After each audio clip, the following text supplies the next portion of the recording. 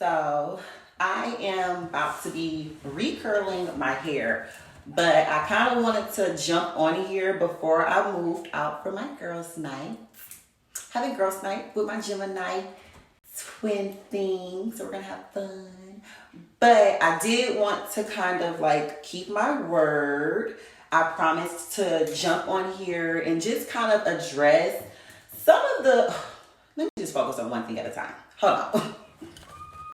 Okay, so yes, I wanted to kind of jump on here before I moved into my night to address some of the most common advice type of questions that I get on here.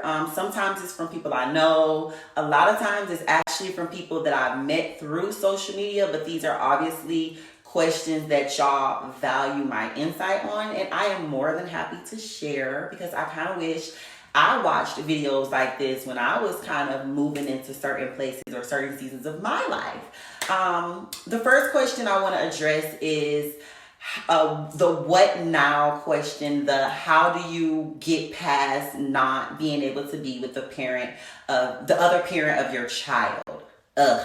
This is a tricky one, you guys, because feelings, they don't always line up with the particular timeline that you're on. So to answer that question, I want to first go in by saying this is for all the people out here that kind of got like the shady single mom comments as if somehow our value has diminished because we're a mother that's not with the father of our child. Ironic, because a lot of those comments also tend to come from young men whose mothers also weren't with the father of their child. So y'all might want to kind of address those issues because it's obviously a little personal. But on my end, I want to start off by saying that no one goes into a relationship or a pregnancy with the plan for it not to work. Like, obviously, we all go into these situations with the best expectations. For me, my child's father was also my best friend, and Christian was not like a mishap baby or a mistake baby. I wanted my baby. His dad wanted me to have this baby. We knew what we were looking for, but as I said, we don't plan for things not to work out. So one of the things that helped me to get over my child's father in a space that allowed me to not be bitter and petty and catty. And let me just say, I definitely had my childish moments in the midst of us trying to co-parent after we broke up. I definitely played my part in being childish. I'm sure he has his end that he's aware that he might have played in certain things. So when it first starts out, just understand that feelings are raw. And when the feelings are so raw, it's kind of hard for people to deal with things maturely and see things clearly. And, of course, we're aware that we're supposed to be considering the child first and foremost, but I think we're all human. And we know that, in the process of considering your child, your feelings come up too. So something that helped me was time. Time will do what everything else wants. Time will do what getting a new boo won't do. My date is here. Messing up my video. But yes, ladies, time. Give yourself time. I've been apart from my child's father for a long time, and I promise you, the more time that keeps ticking forward, the more forward I find myself going, and I'm at peace and I'm happy and I am aware of why we didn't work. So, that's one thing, like, time will give you that clarity, an opportunity to see things a lot more objectively. So that was a big thing. Another thing that helped me to heal from that and be mature was just me considering what type of mother I wanted my son to see. I definitely look at guys differently now, and I try to handle them a little bit differently now than I used to because I'm raising a guy, and I know at some point he's going to deal with a young lady, and I don't want nobody's daughter talking to my son crazy. So okay, guys, so I know it took me forever to get back here. The weekend started, things kept going and going. I had a very long weekend. But I'm going to just kind of try to pick the conversation up where we left off and answer the rest of the questions that you guys gave me. There were only like 3 that I was trying to get into on this video. So here we go. I'm also going to finish doing my hair. But okay, so yes, with the child's father, giving myself time and space to accept things for what they were, accept things for what they were not, and just kind of come to terms with the facts instead of, any fantasies that I was wanting to commit myself to. That was really, really important for me, and it did a lot to help me with my own like self-development. I feel like being honest with yourself is so imperative to bridging the distance between, where you're trying to go and where you are. You have to be able to accept the facts in order for you to, have the freedom that the truth can gain you. So that was a big thing for me. Just also remembering what type of mother I wanted to represent for my son, understanding that I was going to be the standard of the woman that he would eventually look for. And I wanted to give him a good standard to, I wanted to give him a good standard, a good reference point for a woman. So that was really important. I kind of want to get off of that topic now because that's another thing. Like, I'm very big on letting bygones be bygones. We get so caught up in history sometimes, and I feel like us being so caught up in what has already occurred and what has passed is what keeps us from doing what we need to do to get to that next page, to that next level. Like, don't spend too much time ruminating. They told us when we were children, you guys, like, you only cry about spilled milk for so long. Eventually, you need to get some paper towels, wipe it up, and go on about your day, go on about your life. So, yeah, and being patient with myself, being patient with my ex-partner, understanding that we're human, emotions don't have an on and off switch. So, just stay patient with yourself, stay graceful, and just remember that at the end of the day, the most important thing for you is to be the woman that you're.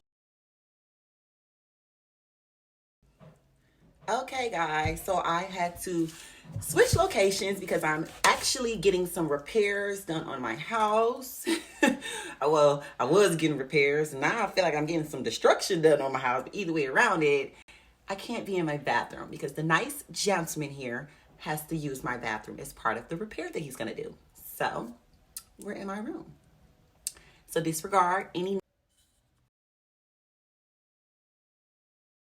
I'm gonna try this one more time, but I promise you, if I get interrupted anymore in this video, we're gonna scratch it off. Okay, so boom, the last thing I was saying was make sure that you are embodying and representing, at least as far as your children can see, the type of person or the type of people that you want them to be engaged with, especially if you're raising a young man, because mommy is the little boy's first love. And you don't want your son to go out and fall in love with some childish or immature little girl because that's what was exemplified in front of him by his own mother. So yes, just remember, your children are always going to be a representation of you.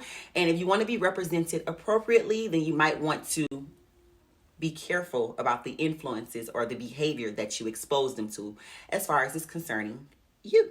All right.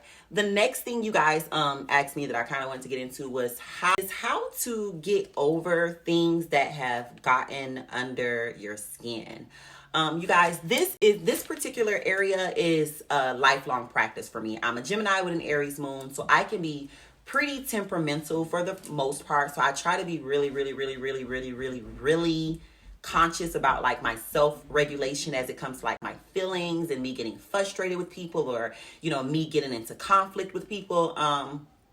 Something that helps me with dealing with things or getting over stuff that has gotten over my skin is understanding that you cannot control anybody. You can't control people. I mean, just consider how hard it is for us to control ourselves and break certain habits and behaviors within ourselves. You can't dictate other people's behaviors, but you're always going to be held accountable for your own behavior and how you choose to react and respond to certain things. Something that's really important to me is I don't like to be reactive. I like to be a little bit more responsive with things. So when I am upset or when I'm angry, I always recommend don't speak. Do not speak when your emotions are at a heightened level. Do not try to have closure conversations with people where your emotions are at a heightened level, because that particular level that you're on emotionally, that's going to play a lot into influencing how things play out with you and that other person. And like I said, while you can't determine how they're going to respond to you or how they're going to address you, you can always, determine how you're going to respond or how you're going to address things. And that's ultimately what you're going to be judged upon. That's ultimately what you're going to be held accountable for. Another thing that's really important is having grace. I think that in this day and age, just like the climate to me when it comes to our relationships and how we engage with other humans and other people, it is we don't have enough grace. We don't have enough compassion. We forget that humans are imperfect. Like, we're not gonna get it right every time. And you really, really want to practice, extending grace to people when they fall short or, trespass against you, because there's going to come a time where you're going to fall short and you're going to trespass against somebody, and, you're going to need that same grace. You're going to need that same type of forgiveness. So that's been really important with me, for me, learning and developing that. That's been very helpful for me as far as like the different relationships in my life and me being able to be on a healthier level with people, especially my family. I'm always in like some type of conflict with my family. So learning to like extend that grace to them and put into practice that unconditional love. A particular scripture that I hold dearly to me right now, because certain things I hear, you guys, certain things I read, it really impresses upon my spirit. And one of it was, when Jesus told, all the different priests and people, when he was telling Elijah and them before he sent them out and told them, he gonna go on the cross, Jesus told them that he wanted them to make sure that they were practicing forgiving their neighbors or forgiving people 7 times 70. They asked him like, well, how many times does a person fuck me over before I need to stop forgiving them? Never. Like, ever. God's never going to stop extending his grace to you. So why would you ever, stop extending your grace to the people that you love? Something that's important is us understanding that unconditional love is fundamental, but unconditional love does not have to mean unconditional boundaries. Like, your boundaries are going to make up the difference between you being in those situations that make you, like, a person got you fucked up per se. So that's definitely like my tips on, dealing with conflict. When it comes to conflict, another thing I want y'all to remember is that your boundaries are for you.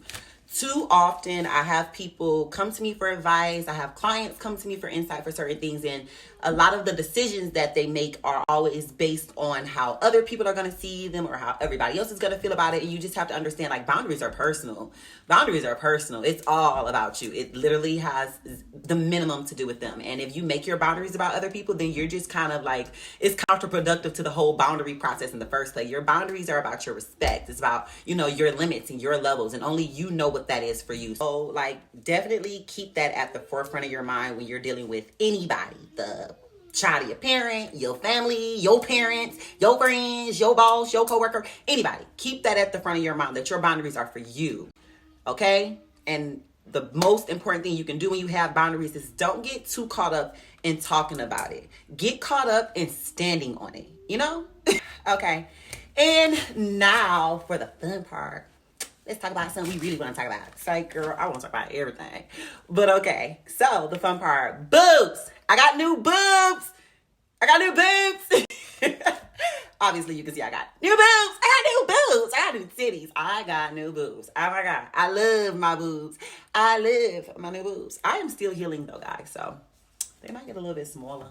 Hopefully not, but I love them. All right, so boom. Number one. I got my boobies done by the world-class surgeon. He's actually the #1 plastic surgeon in the United States of America. Okay. So his name is Dr. Heaton. Love him. He has multiple practices, so you guys can tune in, tap in wherever you at, and he will get busy with you. Okay, Mr. Heaton, that's my guy. I mess with you, Dr. Heaton. You're the one. Yeah. Okay, I got... So before I got my boobs done, I was like a small B cup. I was a very small B cup. You can definitely refer to my previous photos, because I'm not going to be one of them girls that gets her body done or gets some shit done. Now you want to delete everything in the past, because I was always a spicy bitch. I was always a spicy bitch. I was always a spicy bitch. I'm just getting spicier. So yeah, I was a small B. A small B cup, and now I am a full D cup.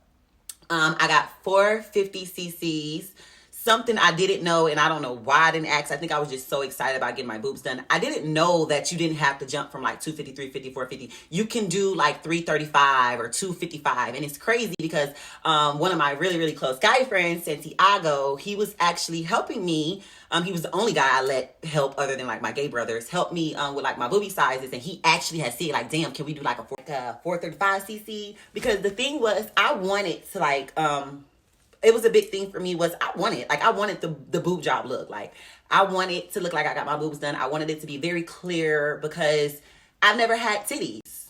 I'm a very tiny girl. I'm finally like holding on some weight, but that's because I'm like being very active and like conscious about what I eat to try to make sure I'm getting that weight that I'm desiring. But yeah, I wanted like to make sure that, you know, when I wear my bathing suits, I'm giving the vibes, you know? So I went for a 50cc. Love them. I do not have a scar that I can see. A lot of people have been telling me like, make sure you're using your scar cream.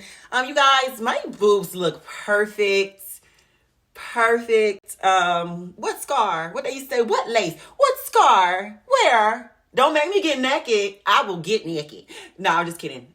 Not really, but that ain't the point. So yeah, like, so yeah, so he went under for my boobs. So they still have like the bandages. You can't see them. I think my boobs are so full that even when my bandages come off, like, you're never going to be able to see my scar. And Dr. Heaton, he was very specific about that. Like, you know, I don't want you to have no scarring. I want you to have a perfect body. So we're going to go under the boob and blah, blah, blah, blah. He was just telling me like how, you know, if I placed them, he did mine over the muscle. I wanted them over the muscle because he said they fall more naturally and it's a lot more comfortable. It's a lot less pain. On a scale of 1 to 10, as far as pain, the first day, maybe like a 7.5. The second day, probably an 8. And then other than that, that was pretty much it. I have not had any like excruciating pain. A lot of numbness. I feel numbness. Like sometimes it feels like my boobs went to sleep. You know how your foot or your hand go to sleep? It feels like my boobs went to sleep. Like, Tamara, wake up. But yeah, so that. And it's kind of crazy because I was really a little scared. I went with my mom. She got a BBL last year.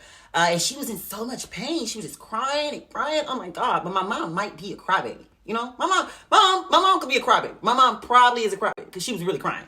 But no, it probably just hurt more. She had like a BBL. So that's a whole lot more going on. So that's probably why it hurt. But she looked great. My mom is snatched. Okay? So, but the boob jobs, no, not nearly the pain that you deal with when you get a BBL. I'm trying to avoid ever having to get a BBL just because I don't want to feel that pain. But no shade to the girls that got it because I love aesthetically pleasing situations and the girls look good out there. So yeah, I'm 5'3". I was 224 pounds before my surgery. I think I'm about like 236 now, maybe if I'm lucky.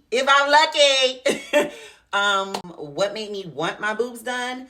My pregnancy. A lot of people don't know this, but I've been pregnant twice already. I've given birth twice. I didn't have any miscarriages. My first baby was born a little early. He was too premature, so he didn't necessarily make it. Me and Christian's dad, we actually tried for babies twice. So I kind of have already done like the pregnancy thing. I'm not really looking to have more kids. I'm a lot like my mom in that sense. I think Christian's going to be my only child. That's definitely like my plan. But if I get married and like my partner wants a child, I would definitely like sacrifice that for my partner. But I don't really want more children. So I feel like it was a good time for me. I'll be 27 in May. When I was pregnant, I got my pregnancy boobs and they looked so great. I really wanted to experience that on like a long-term level without having to get pregnant again. So that's really why I wanted to get my boob done. Something that's really, really important when you get your boobs done is keeping like your bra on. Like me, I have my bra off right now, but like for more than 23 hours out the day, I try to like keep my bra on as much as possible just because they're still shaping. I'm starting my massages. You know, I gotta do my massages to make sure that they don't get hard. We don't want rock titties. Sad. So, you know, I'm doing like booby massages, but yeah, keeping your bra on. Depending on what surgeon office you go to or whatever, you know, they're going to tell you what type of bras you like. But I wish I had one of my bras, but I actually am washing all of them. I got my bras from Dick's Sporting Goods. They're very supportive bras. No padding, no wirings, just something to support your boobies while they're healing and to just hold them in place for you and stuff while you're going through the healing process. I didn't really take any of my medicine that they gave me. My pain pills are actually all over there. I got some promethazine and I wish I could like grab. Okay, I'm gonna get them so I can tell y'all like what prescriptions they give you. But before I grab the pain pills, my surgery was $5,500, I believe. I believe it's $5,500. I never can get this right, you guys, but I got the higher end boob. So there's saline and there's silicone. I asked for the more upper scale boob. implants. I'm not sure which one of those are because I'm like terrible at remembering stuff, but I got the higher end one. So when you get your boobs done, ask them for like the higher end one, just because they're so much more natural. They, they move into your body so much better. They just got so many better reviews. They look better. They heal better. They have better longevity, less potential for health complications and things of that sort. They gave me some nausea medicine and other stuff. Like I said, I didn't really take it because I don't really like to take like drugs. Yeah, I don't really like to take drugs. I'm sorry. My phone had died, but if that was the case, I figured I could show y'all like the type of bras that they have us wearing. So it's just, a sports bra. It zips up the front because, when you first come out of surgery, you can't just go put your arms all over the place. It's going to hurt. So it kind of like zips up the front just like a jacket, and, you just keep it on. This is a 34D. My bras are really comfy, So these are the bras that they recommend. There's no wiring under them or anything. It helps, to make sure we have that little cuff there. My little thingy is like under here. Okay, you guys can't really see it without me like getting naked. See? They're trying to make me get naked. But yeah. And then I also grabbed the pills that they gave me. So I was on hydrocortisone. Okay, so like I said, they gave me 4 medications, but I can only find 3 of the bottles. So the first one that they gave me was for muscle spasms. It's a cyclobenzapar. I can't really pronounce that, but they gave me these. I don't really take them, but I do take them when my boobies do that fall asleep thing, or when I feel like sleep. I don't think they're actually falling asleep, but that's the time my foot feels it fall asleep, and I feel it in my titties. So these were for the muscle spasms, which is probably what I'm feeling. Then I got promethazine. This was for nausea. And then I have some hydrocodone. This is for pain. As you can see, all my pills are full. I never take my prescriptions when I get them from the doctors because I don't like taking drugs. Unless it's weed. I'm cool with that. I mean, not that I smoke. Because, I don't smoke, in case anybody's watching this. I don't smoke.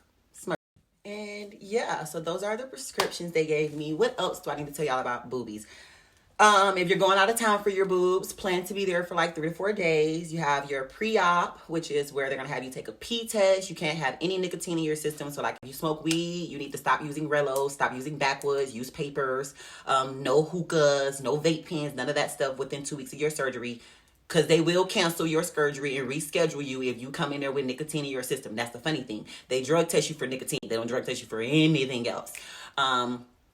What else do you guys need to know? And then you have your day of surgery. They'll usually tell you the day of your surgery when you come in for your pre-op.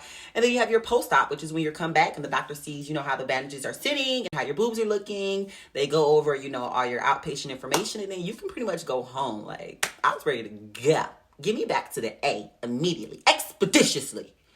And I think that's pretty much health insurance. Okay, so I have health insurance, but most health insurance, as far as my understanding, they do not pay or help with stuff that's involving like plastic surgery or like just body enhancement type of situation. So I purchased the additional insurance on my boobs for like anything that could go wrong, any issues I come into contact with.